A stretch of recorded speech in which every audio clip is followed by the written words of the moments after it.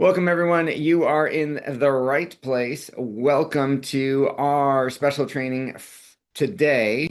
Today, we are talking about the ultimate door opener, how to access new client networks offline without asking for referrals. So, real quick, who am I? Why are you listening to me? I've been in financial services for 26 years. I am an accredited asset management specialist.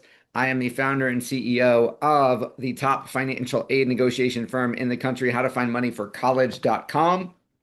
My marketing firm that was a spinoff of that, Market Domination, was on the Inc. 5000 fastest growing privately held companies in America list. And I've written 9 best-selling direct response marketing books in the financial services space. So, as a financial advisor, you have one fundamental marketing problem. You need a regular flow of qualified, interested, new, high net worth leads in the door.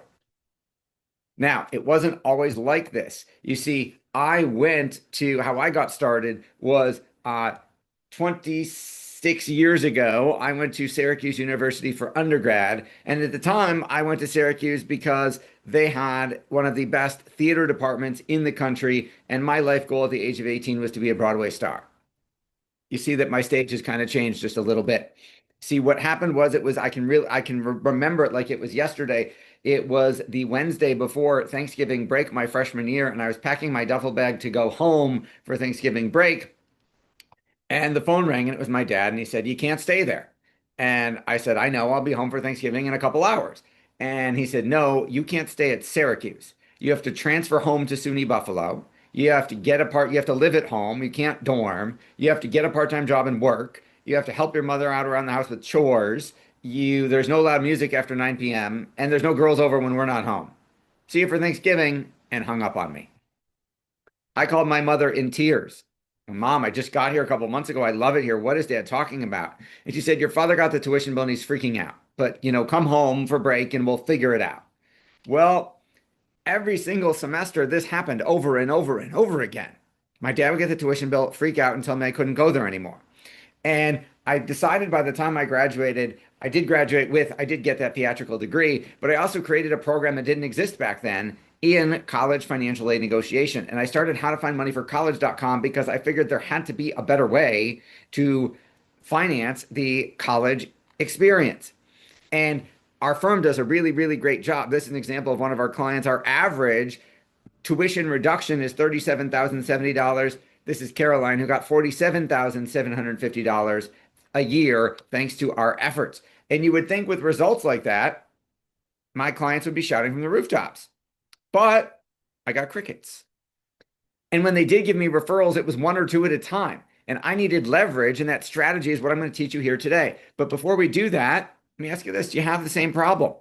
What's your referral rate? Let's figure it out in the chat. Type in how many households you are serving right now. Whether that's 50 or 10 or 100 or 400, whatever that number is. We're going to do a quick math exercise that I think will give you some clarity before we dive in. Awesome. I see 20. I see 50.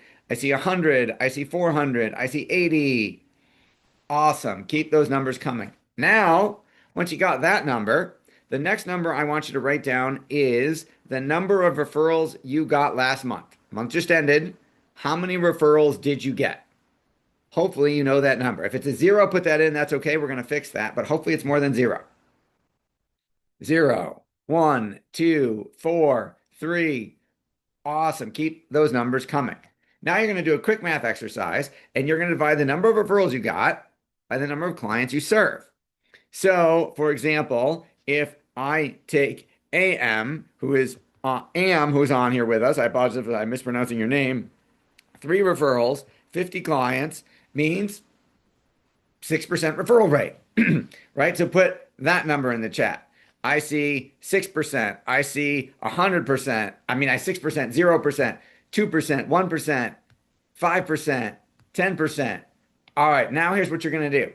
You're going to flip the number upside down. So if you got a 10% referral rate, 100 minus 10, do that number, 100 minus your referral rate, and put that number in the chat. Because if you got a 6% referral rate last month, that means 94% of your clients didn't refer. If you have a 20% referral rate, that means 80% of your clients didn't refer. That's scary, right? We think we run a referral-based practice, and then we look at the numbers and go, wow, I'm getting a whole lot less than what I thought.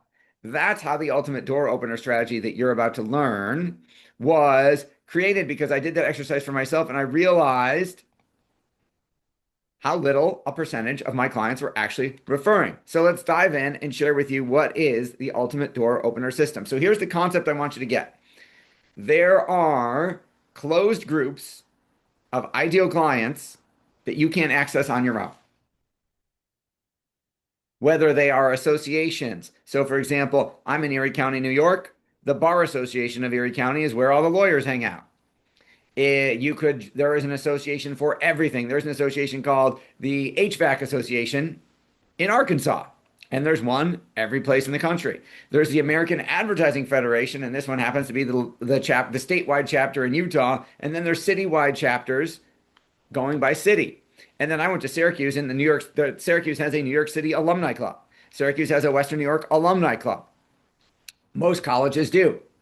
There are literally hundreds of thousands of associations from the national level to the state level to the local level all over the country. And then beyond associations, there's hobby groups, right? There are groups of classic car enthusiasts, people who collect. There's Corvette groups, there's McLaren groups, there's Mustang groups. There's literally groups aggregated by what cars they collect and drive. There are groups of boaters, right? People who own boats. There are obviously country clubs where golfers and now pickleballers might congregate. So let me tell you what doesn't work. And you might have tried some of these before. Joining as a member of one of these organizations and then just hoping that business falls from the sky. It doesn't work. That's called networking. Now, some of you might have tried spending a lot of money to become a corporate sponsor, and then you get your name in the programs and on the website, you get your logo, you get to maybe have a booth at their event, or you sponsor a golf tournament, but that doesn't work. So what does work is entering the group in a completely different way. So we have a unique process that I've developed to access these groups through trust. So how does it work? Well, grab a piece of paper and a pen. I'm going to show you the steps in what we call our ultimate door opener flywheel. The very first thing you're going to do is you're going to interview the leadership of the association or group you want to get into. And it's okay if you don't know who that is yet. It's okay if you don't have an association or a niche. We're going to talk about that in just a minute. But you're going to interview them on a podcast. So congratulations. If you are now all podcasters. It does not matter if you do not know what a podcast is. It doesn't matter if you've never listened to one. They are essentially like a radio interview show that gets aired on like Apple Podcasts or Spotify or Stitcher or TuneIn or iHeartRadio. And most people listen to them on their mobile devices. So you're going to interview the leadership of that association, organization, or group on your podcast. Then when the show airs, they are going to post about it on social media. Why would they do that? Take a guess in the chat. You won't be wrong. Why would they do that? Why would an association president or vice president or treasurer, why would they post about the fact that they were on your podcast? Vanity. You are absolutely right. Am says vanity, exposure, bragging about themselves, ego stroke. Yes, you are all absolutely correct. That is all correct. Now, that's going to generate some activity because they're going to post in the association Facebook group or LinkedIn group. They're going to email it out in their association or group newsletter and say, look at us. We were interviewed on Mary's podcast, on Brooke's podcast, on Catherine's podcast, on Sean's podcast, on Vincent's podcast, right? That's going to generate some of the members of those groups liking that post, commenting on that post, sharing that post, going to listen to the podcast because they're going to listen to their association president or director, and they start getting to know you because you were the host of the show. Now, a week after the show airs, you're gonna send them what we call our magic tumbler, which I'll show you. Our magic tumbler, it looks like a Yeti, right? but it's magic because of the art that's on it. So if I look at the art, there's me and there's my guest. And it's got a quote of the smartest thing he said in that episode. So your association president does not know this is coming. They get a big brown box in the mail. They think, I didn't order anything from Amazon yesterday. What is this? They open it up and they are blown away. Every single time you will get an email, text message, or phone call going, thank you so much for sending this. But here's the best part. They will keep it on their desk and they will drink their coffee or tea because it's insulated all day, every day out of this, and they will stare at your face and think about you. So you've gone beyond top of mind awareness, and now you own top of desk awareness. Anytime they've got a meeting in their office, someone will ask them what the picture is and they will tell them about you. Anytime someone comes into their office, anytime they're on Zoom and they take a sip, someone will say, what's that on your mug, on your tumbler? And they will tell them all about you. Does that make sense? Put makes sense in the chat. Let me know you're with me. Makes sense. Got it. Got it. Got it. Makes sense. Indeed. Awesome. Okay, so now what the next step is. You need to nurture those relationships. So they were on the show, they bragged about it, they got a tumbler, they thanked you for it. Then we send them a small gift in the mail and a greeting card every single month. Brooke says good. Awesome. So every single month they're getting a package in the mail from you that they don't expect. Surprise and delight. They open it up and they go, man, I can't believe all the cool stuff Brooke sends me. And that's literally what's going to happen. We are closing in on having done this process almost 7,000 times as of today. Goes up every week because we do it 20 to 30 times more every single week. Doing this on behalf of other advisors around the country. And almost every single time, by the time we get to step 2 or 3, you will get that association, that group person that you interviewed is going to email you and say, Mary, I can't believe all the cool stuff you send me. It's like you're my new best friend.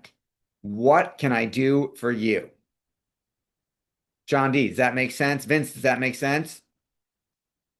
And then the doors are wide open because then we could say something like, well, thank you, Mr. President of the Bar Association, Ms. President of the Accountants Association.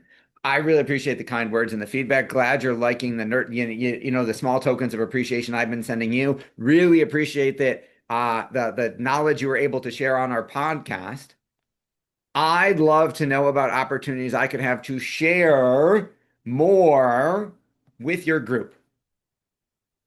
Right now, what you're going to share is going to depend, and that's a separate conversation about what lead magnet, what course you could offer, what seminar presentation you could give that would add value to that group's membership.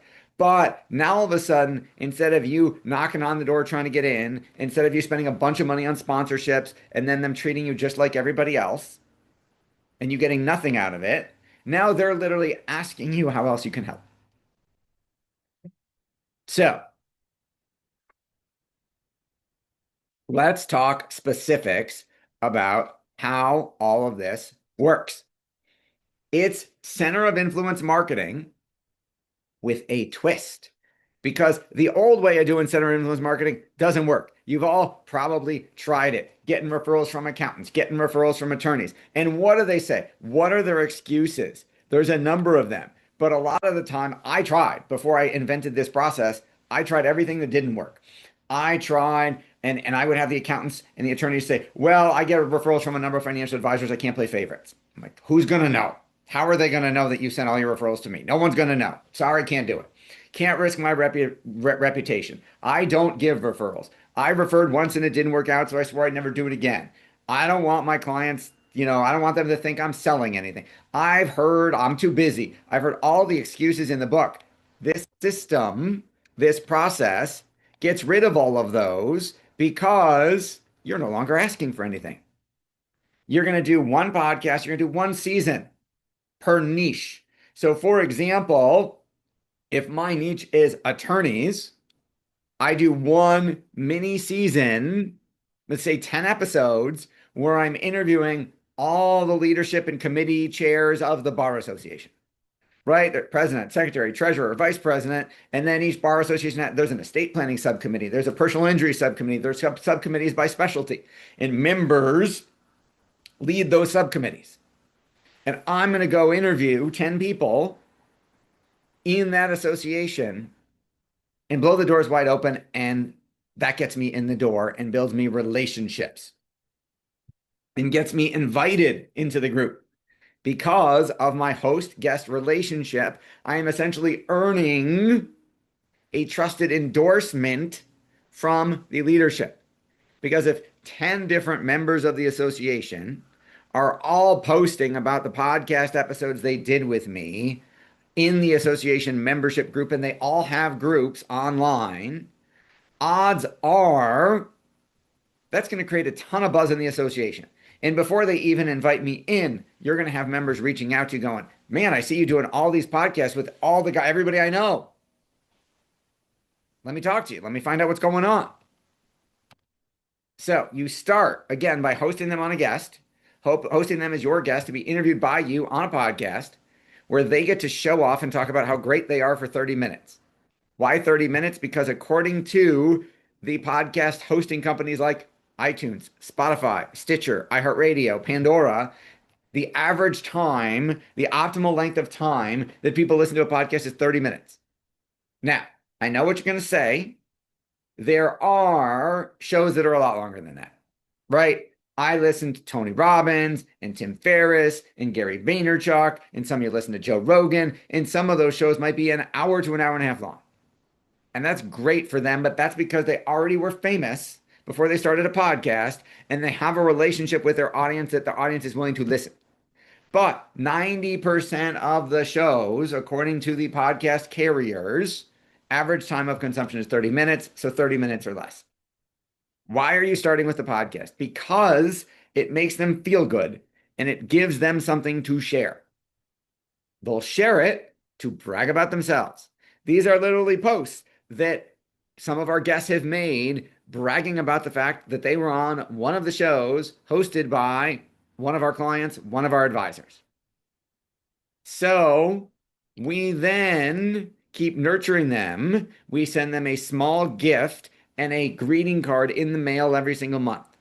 So gift, think like under 10 bucks, maybe 20 at the absolute most. Think bag of popcorn, box of chocolates, wristband with the slogan on it, a journal, a book, something small but thoughtful that keeps you top of mind and keeps them thinking about you without it coming across like you're trying to bribe them, right? If you send $300 engraved Cutco knives, which I tried at first, didn't work. I got backlash. I got people pushing back saying, I can't return it because you engraved my name on it, but I feel like it's way too nice and you must want something, which I did, but they're not supposed to think that. So when we cut the cost of our gifts and started sending small things like that were 5, 10, 20 bucks, it worked way, way better. And we keep nurturing them every single month until you reap the rewards, and they literally ask you what else you can do. They ask you to increase the relationship. They ask you how else you can help. And it is a win, win, win for everyone. So let's recap the steps. Number 1, you're going to interview them on a podcast. Number 2, you're going to give them the social media assets so that they can brag about themselves being on your show to all of the other members of their group or association. That's going to create a first wave of activity of people interacting with the show, listening to the show and wanting to learn more. Then they get our magic tumbler. Then they get a gift every single month. And then they ask you more about what you do and how you can help their group. And you are now invited in. You don't have to join as a member. You don't have to join as a big, write a big check to be a sponsor. They're literally bringing you in as a featured guest expert. So if that resonates with you, just scan the QR code, or if you're on your mobile device, go to bookwithseth.com. And you're going to set up a time where we will mind map out specifically how it will work in your practice. There will be no sales pressure on that call. That's not the way we do business here. We will just simply learn about your practice, brainstorm with you how this could work for your practice and see if it makes sense and see if it's a fit. But one important thing you need to know is there's only, well, first of all, I think there's only 2 days in December that didn't get taken already because on the thank you page when you registered for this, it showed you a link to the calendar and allowed you to book ahead of time. A number of smart, ambitious members already booked slots. So if you already booked one, you don't need a second one. Now, one of the most common questions we get, and I'm sure it's going to comes up every time, is I don't have a niche. I know I've been meaning to. I know I'm supposed to. I know I should do some niche marketing, but I've never done it before. I've been too busy. It's okay. We will help you pick a niche because we have access to databases and directories of every association in the country. So we'll look in your specific geographic area and we'll help you determine what associations and hobby groups, what's available in your area, and then brainstorm with you about things that might resonate with you of types of clients that you might want to work with. Right? We'll talk about who your ideal client is. So for example, if you are, I'm making this up, is an extreme example. If you lean left-wing, environmentalist, conservative, save the whales and the manatees Sierra Club, you don't want to go after the Conservative Hunters Association because you would not want to spend time with any of those people. They would drive you crazy, right? So we'll think about, is there a profession that you would or would not like working with? Is there a hobby group that you might resonate with, right? You drive a Corvette. Owning the Corvette owners group might be a good idea. You like working with attorneys? Maybe owning the bar association would be a good idea, right? You want accountants? You want to get in with accountants? Maybe the local accountant association is a good idea. Congratulations to the folks who already booked times. Hopefully there's still some left. If you have trouble finding a time in December, you can either go out to January or you can email my assistant, Gabby, and she can find a time that works and squeeze you in. Her email is contact@marketdominationllc.com. Can you put the link in the chat? Sure. Bookwithseth.com. All right. So let's open it up for Q&A. Type your questions in the chat and we'll answer them live.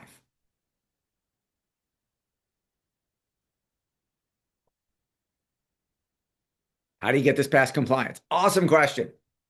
So, and there are also questions coming in the live stream as well. So, how do you get this past compliance? Here's the good news. We've done it almost 7,000 times and it's never been a problem. So, you can get the podcast approved ahead of time by compliance. You can get the interview questions for each interview approved ahead of time by compliance. You can get the finished edited recording approved by compliance before they all air.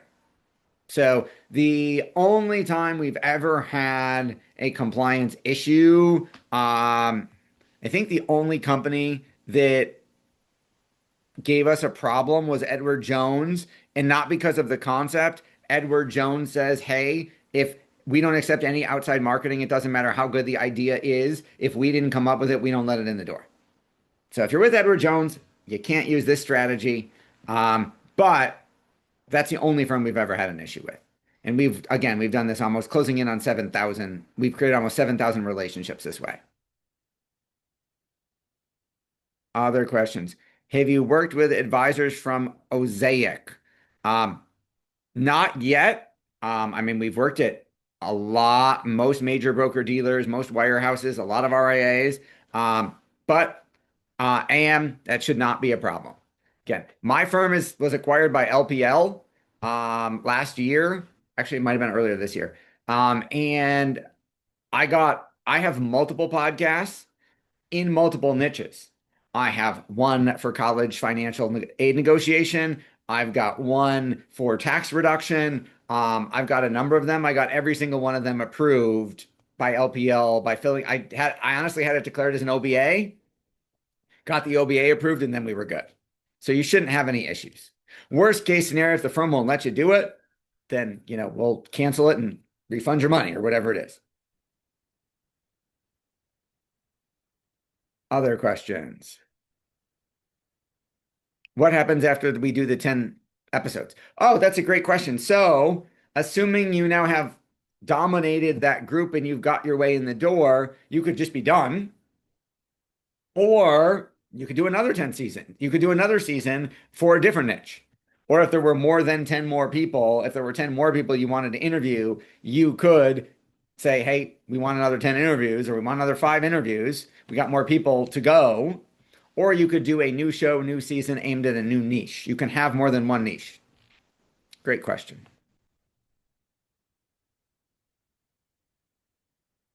All right, keep those questions coming. Do you book the talent? Yes, we do. So, what we will do is once we've picked that niche with you, we will find all of the people for you to interview, and we'll get them to say yes and get them to show up on your Zoom for the interview. So, we do all the work. All you have to do is show up once. You show up once on Zoom for each interview, 10 interviews, half an hour a pop. That's your total time commitment. Vince Rossi, congratulations. I see that you booked. We will see you on December 16th. Charles Rossi, it looks like, did you book and then cancel? Book for the 11th? Nope. Okay, let me know if you want to be back on there. Let us know. Oh, that was an error. Okay, so you're going to rebook. Got it. Any indications of cost based on previous examples? It's going to depend on the niche in your practice and where you are in the country. So we'll discuss that on the call. Book a call at bookwithseth.com, and then we can discuss that because there are some associations that, like for example, some groups that are easier to get into, and it also depends on where you are. I can't have two advisors trying to get into the same group. So if you say, I want the Bar Association of Erie County, Western New York, I might say, sorry, I've got, hypothetically, sorry, that's taken. Let's pick you something else. And if you say, that's the only thing I wanted, well, then we don't do business together. Not a problem. Other questions?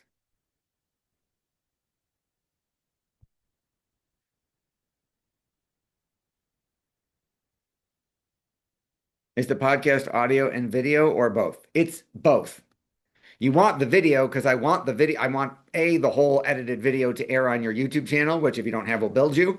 And I want to be able to splice up that video for those clips for social media that they post to brag about the fact that they were on the show.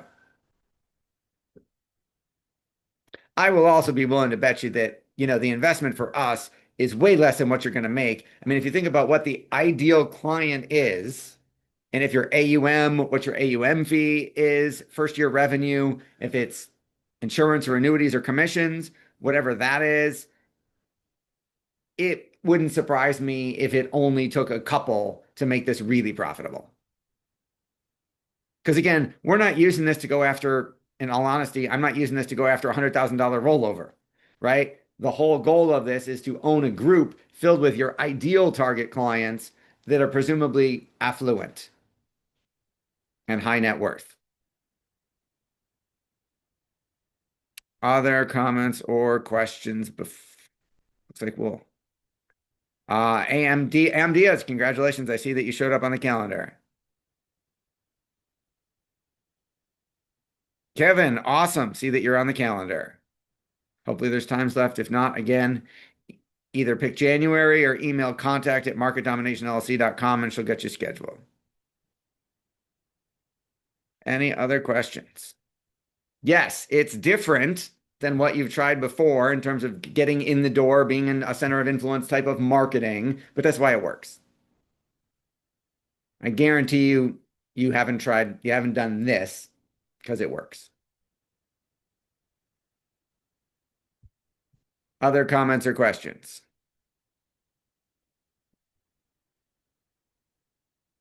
Okay, I don't see any others. All right, well, thank you all for joining me. I hope you learned a lot. Most importantly, I hope I'm biased, of course. I hope we get a chance to talk about implementing it for you and grab one of those remaining times at bookwithseth.com, and we will talk to you or see you next time. Thanks everybody for joining us.